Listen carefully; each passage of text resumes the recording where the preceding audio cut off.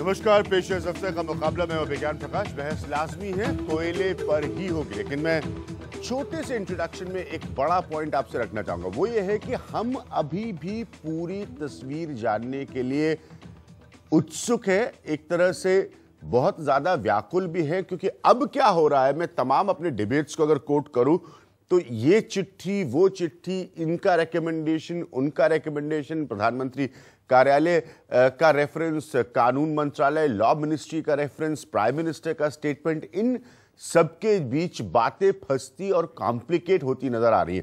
Fact ये है कि जिस पार्टी ने प्राइम मिनिस्टर के इस्तीफे की मांग की थी, भारतीय जनता पार्टी, उसको भी लेकर तमाम सवाल उठ रहे हैं। इसलिए बहुत जरूरी है कि टोटलिटी में पूरा सच सामने आए। मैं अपने एक्सपीरियंस एज अ जर्नलिस्ट आपको कह सकता हूं कि जब भी कोई घोटाला सामने आता है, मैंने आज तक नहीं सुना किसी को उसकी जिम्मेदारी लेते हुए। हालांकि बाद में कानूनी प्रक्रिया के जरिए उनको पनिश किया गया हो या वो जेल चले गए, वो एक अलग तस्वीर है। तो कुल मिलाकर साइड्स ऑफ डिफेंस, अपने बचाव के दोनों पक्ष सामने आ रहे हैं, लेकिन पूरी तस्वीर नहीं सामने आ रही। हम कोशिश करेंगे इसी पर आज फोकस रखने की इस मुकाबला का। तो इस बहस को आप ध्यान से सुनिएगा।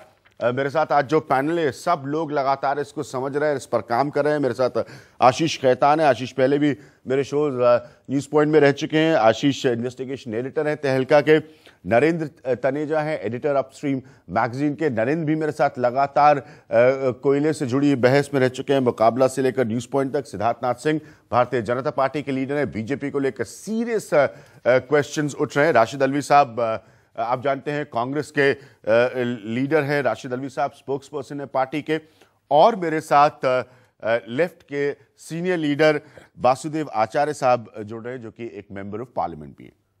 आशीष, मैं आपसे शुरू करूंगा। सिंपल पॉइंट इस वक्त ये है, और लोगों में इस मसले को लेकर, चूंकि एक बड़े मसले में तब्दील हो गया, जागृति आ गई, लोग जानना चाह रहे हैं, लेकिन टोटल पिक्चर से कहीं ना कहीं घुमाया जा रहा है। बिल्कुल घुमाया जा रहा है। और मैं काफी लोगों से इंटरेक्ट कर रहा हूं। जनता को आज एक बात बिल्कुल साफ हो गई है कि ये शायद हिंदुस्तान का पहला सर्वदलीय स्कैम है। अभी तक क्या होता था कि कोई भी पार्टी होती थी सत्ता में तो डिफेंस में स्कैम होता था, एयरपोर्ट के कोई आप पब्लिक एंटिटी को लिबरलाइज करते थे उसमें स्कैम होता था। तो अगर एनडीए ने सेंटूर बेचा तो उसमें स्कैम हुआ, यूपीए ने एयरपोर्ट को प्राइवेटाइज किया, उसमें स्कैम हुआ, कांग्रेस ने बोफोर्स किया, इन्होंने कॉफिन स्कैम किया। ये बात जनता को समझ में आती थी। लेकिन एक ऐसा हिस्सा है दलों का जिसको मुलायम सिंह यादव लीड करने की कोशिश कर रहे हैं, इसी सर्वदलीय पोजीशन को पॉलिटिकली इस्तेमाल करते हुए। ये पहली बार ऐसा हुआ है कि पहली बार एक ही क्षेत्र में एक ही समय सत्ताधारी दल और विपक्ष के दल दोनों साथ एक ही समय एक ही सेक्टर एक ही स्कैम में एक साथ शामिल हैं। हाँ, नहीं, सर्वदलीय स्कैम है ये। यहां तक बीजेपी और कांग्रेस का सवाल है। मैं क्लैरिफाई करूंगा आशीष की पोजीशन से कि ये सर्वदलीय स्कैम है, लेकिन बीजेपी और कांग्रेस दोनों साइड्स पे सीरियस चार्जेस लग रहे हैं।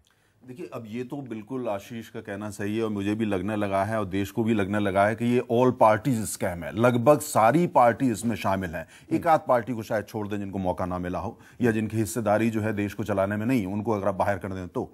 और लेकिन बाकी अगर आप ये देखते हैं, जो रोल बीजेपी का रहा, खासतौर से जो 8 साल लगातार उन्होंने बिल्कुल चुप्पी साधी रखी, आज वॉकआउट करते हैं संसद के अंदर। 8 साल ये कहां थे, कहां चले गए थे? बीजेपी के पास भी 1000 करोड़ से ज्यादा का फंड है, क्यों नहीं इन्होंने इन्वेस्टिगेट किया? नहीं करा इन्होंने। क्यों नहीं एक मेंबर ऑफ पार्लियामेंट जरूर चिट्ठी लिखते रहे, और उनकी खबरों के और उनके इंटरव्यू को देकर लगता है वो अपने इनिशिएटिव पे कर रहे थे। वो बीजेपी का इनिशिएटिव नहीं था। मैं member of parliament mister Ahir की बात कर रहा हूं। तो भारतीय जनता पार्टी का वो मतलब इनिशिएटिव उसको नहीं कहा जा सकता। तो पार्टी बीजेपी की लगातार 8 साल चुप्पी। अब जब मसला बढ़ गया तब उसको लेकर के उन्होंने आकर के कहा ये तो बहुत अच्छा है, पॉलिटिकल एक अपॉर्चुनिटी है, ये तो बिल्कुल पका हुआ पॉलिटिकल पुलाव मिला है, जल्दी से जाके कहो ये सब हम खाएंगे।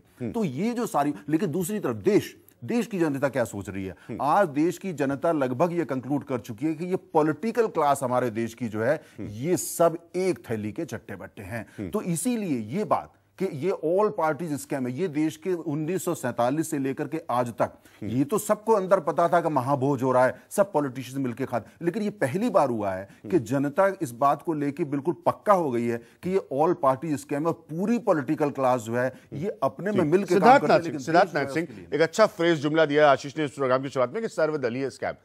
मैं एक बड़ा सीरियस सवाल आपसे पूछना चाहता हूं, आप लोगों ने, और जिसमें कुछ गलत नहीं, आप प्रिंसिपल ऑपोजिशन पार्टी में एक जिम्मेदार जर्नलिस्ट के तौर पर कह रहे हो कि अगर आप प्रधानमंत्री का इस्तीफा मांगे या अपनी पॉलिटिकल पोजीशन है उसमें कुछ गलत नहीं, देश में सियासत ऐसे होती है, लेकिन अब सवाल ये उठ रहा है कि आपने भ्रष्टाचार को कोर इशू बनाते हुए एक मॉरल हाई ग्राउंड लिया।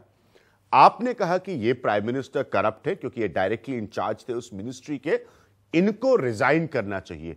आज की तारीख में उसी मसले में लेकर, जैसे नरेंद्र तनेजा पॉइंट आउट करे, आशीष खेतान पॉइंट आउट करे, सवाल आप पर उठ रहे हैं, कहीं ये काउंटर प्रोडक्टिव तो नहीं साबित होगा? सवाल पहले पूछिए, हाँ। फिर जवाब दूंगा। मेरे ऊपर क्या उठ रहा है पूछिए। नहीं, मेरे ऊपर क्या उठ रहा है मेरे को बताइए, बताया जाए। देखिए अभिज्ञान जी, मैं बड़े आदर के साथ बोलना चाहता हूं, जब पढ़े लिखे लोग बिना पढ़े आ जाएं और एक स्वीपिंग स्टेटमेंट दे दें कि सर्वदलीय स्कैम है, तो फिर देश में जो दुर्भाग्यपूर्ण स्थिति है वो और भी गंभीर हो जाती है। अब मैं उसका उदाहरण देता हूं। ठीक है, दीजिए। अब उसको आप मेरे को सुनने, आप थोड़ा सा समय भी दीजिए। हाँ, बिल्कुल। मेरे पे आरोप लग रहा है कि आपने छत्तीसगढ़ के अंदर अजय संचेती को दिया, वो गडकरी के बड़े निकट हैं। मैंने क्या किया वहां पर? छत्तीसगढ़ को 5 ब्लॉक दिए गए। मैंने छत्तीसगढ़ मिनरल डेवलपमेंट कॉर्पोरेशन ने कहा मैं 51% रखूंगा शेयर, और उन ब्लॉकों को एक्सप्लॉइट करने के लिए मैं टेंडर कॉल कर रहा हूं। मैंने ऑक्शन किया, उसमें 4 पार्टियां आती हैं, 2 टेक्निकली क्वालिफाई होती हैं, जो सबसे L1 होता है वो अजय संचेती, तो उसको ब्लॉक दे देते हैं। आप मुझको कहते हैं कि आपने डिस्क्रिशनरी कोटा उठाया। मैंने तो नहीं उठाया, मैंने तो 51% शेयर भी रखे अपने स्टेट के, और मैंने टेंडर भी कॉल किया। आज तो लड़ाई टेंडर की चल रही है ना, ऑक्शन क्यों नहीं करते? दूसरा मुझ पे आरोप लगता है कि शिवराज सिंह चौहान ने 2007 में प्रधानमंत्री को चिट्ठी लिखी, लॉबिंग कर रहे थे रिलायंस के लिए। मैंने 2007 में चिट्ठी जरूर लिखी। 2008 में ईजीएम होता है, ईजीएम के अंदर जो चिट्ठी होती है 1 साल बाद उसको रिजेक्ट किया जाता है। ससान कोल की बात कर रहा हूं मैं, ससान प्रोजेक्ट की बात कर रहा हूं, पावर प्रोजेक्ट की। 2010 में मिनिस्ट्रियल एक पैनल बनता है जिसके प्रणब मुखर्जी चेयरमैन बनते हैं। वो मिनिस्ट्रियल पैनल अप्रूव करता है रिलायंस को कि आप सरप्लस कोल माइन कर सकते हो। 2007 से 2010 तक की शिवराज सिंह चौहान दूसरी चिट्ठी नहीं लिखता, उसको आप लॉबिंग कहते हैं, और आप कहते हैं सर्वदलीय है। दूसरी तरफ देखिए लॉबिंग,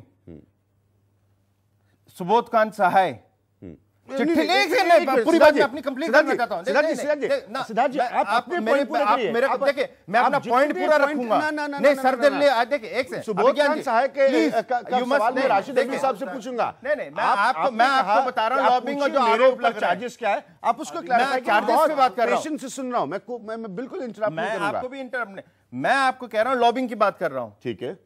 दूसरी तरफ एक मंत्री, केंद्र मंत्री, वो चिट्ठी लिखते हैं प्रधानमंत्री को, प्रधानमंत्री अगले दिन उसका ब्लॉक की रिकमेंडेशन करते हैं, उसके अगले दिन उसको ब्लॉक मिल जाता है जिसमें उसके भाई हैं। वो लॉबिंग हुई। या 2007 में एक चिट्ठी लिखते हैं और 2010 तक की उसके पीछे एक भी चिट्ठी नहीं लिखी जाती, उसको लॉबिंग करते हैं। एक ईजीएम रिजेक्ट करता है, मिनिस्ट्रियल पैनल अप्रूव करता है। अब ये इस देश की जर्नलिज्म है, इस देश की कहीं सोच है, तो मैं उसके लिए क्या कह सकता हूं।